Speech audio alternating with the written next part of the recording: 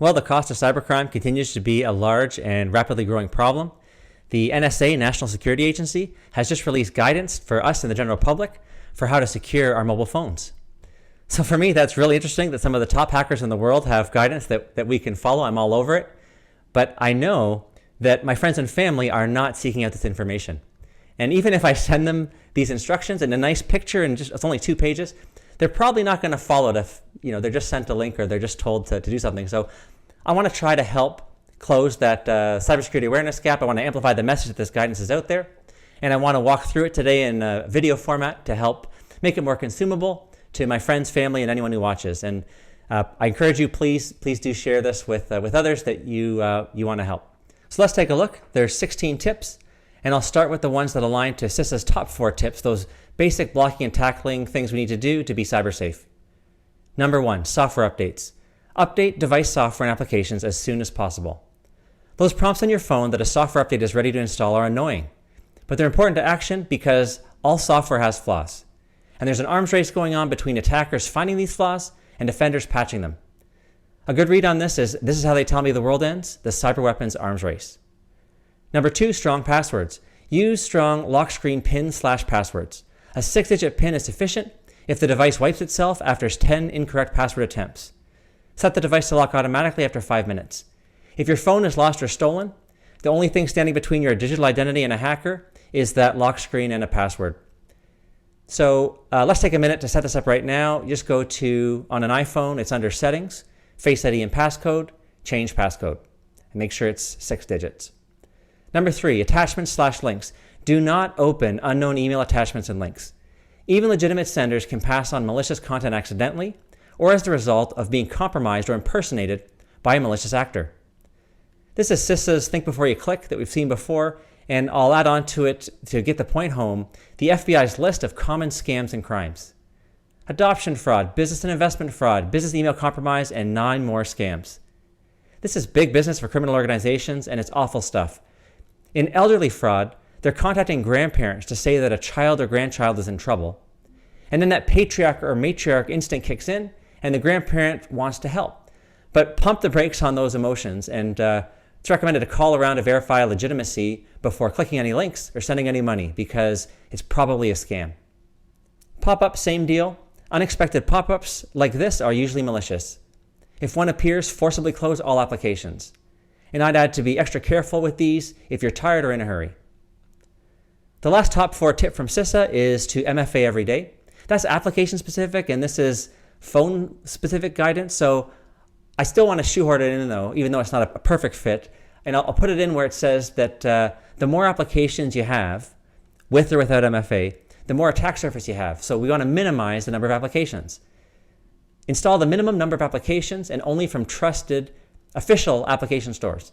Be cautious of personal data entered into applications, and close applications when you're not using them. So a couple of things to unpack there. Reduce attack surface, install only trusted apps, and be careful what you type into those apps. So there's a lot of fraud going on in app marketplaces that you need to be aware of. As an example, we saw in the Google Play Store in the past couple of months some innocent looking apps called File and Data Recovery and File Manager. They just look like regular utilities that might be helpful to users for their productivity, even for their security, right? And it said in the App Store, you can trust me, I'm vetted by Google, and no, I won't collect your personal data. But it turns out these were Trojan horse spyware. And they stole contact lists, audio files, photos, and video files, despite the fact that they said we do not collect personal data. And they were downloaded. One was 1 million and one was 500,000 times. So, with stories like that, be on the lookout for rogue apps and try to keep it to the minimum. Next, text messages. Do not have sensitive conversations on personal devices, even if you think the content is generic. This one is really interesting. I don't think it's well understood, and it should be a campaign in itself. So let's unpack it a little bit. Your text messages are sent on an old, unencrypted protocol. Who cares? Well, the point of this is that the words you type into a text message go out on the wire in plain text. They've not been encrypted through Alan Turing's Enigma machine, or the modern equivalent, into ciphertext.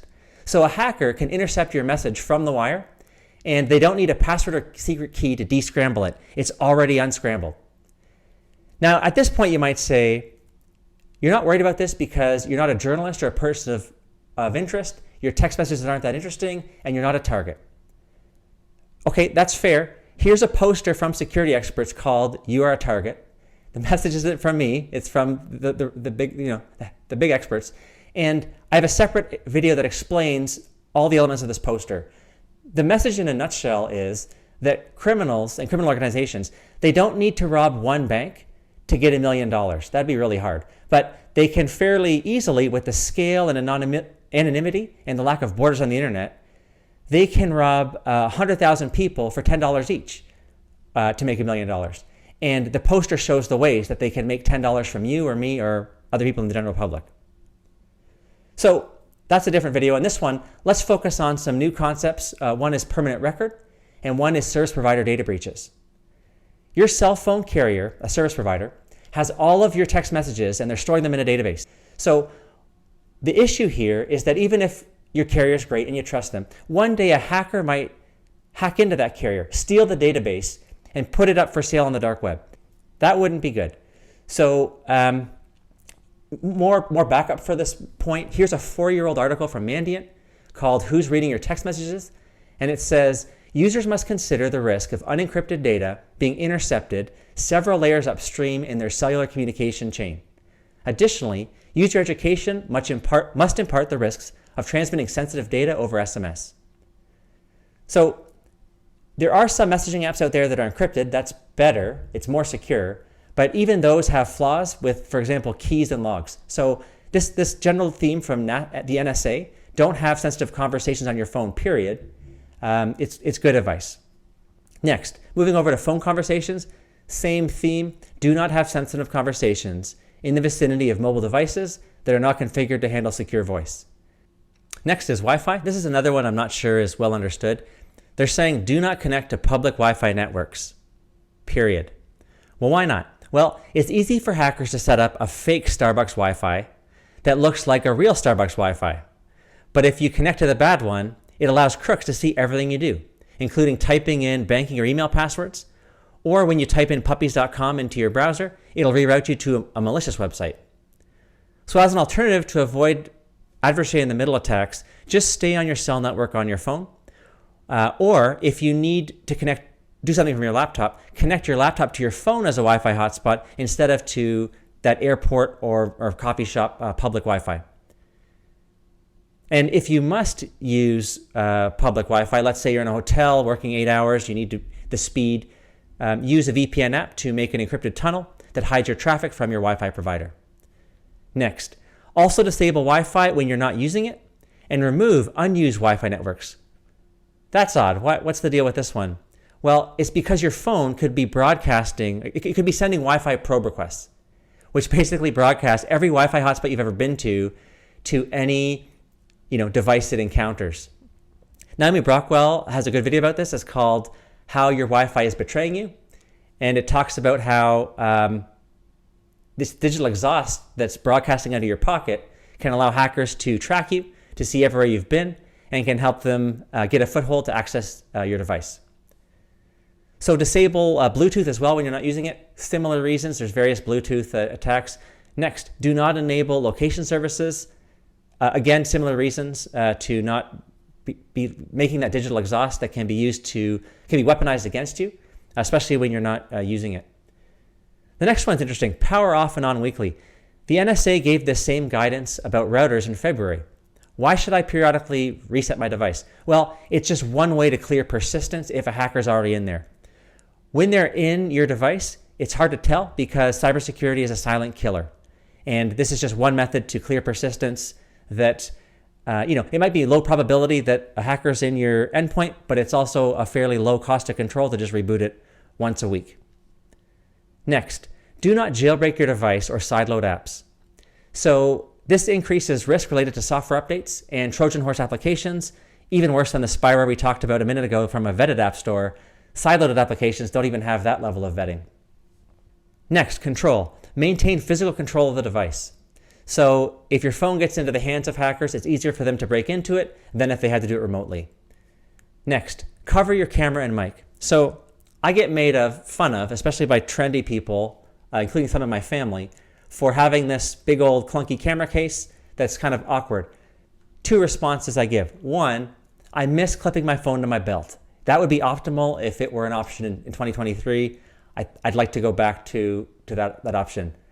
A little bit of a tangent there. But 2, the flap covers my camera, and the NSA is recommending that I cover my camera when I'm not using it. So it seems prudent for my cyber safety. Next, use biometrics.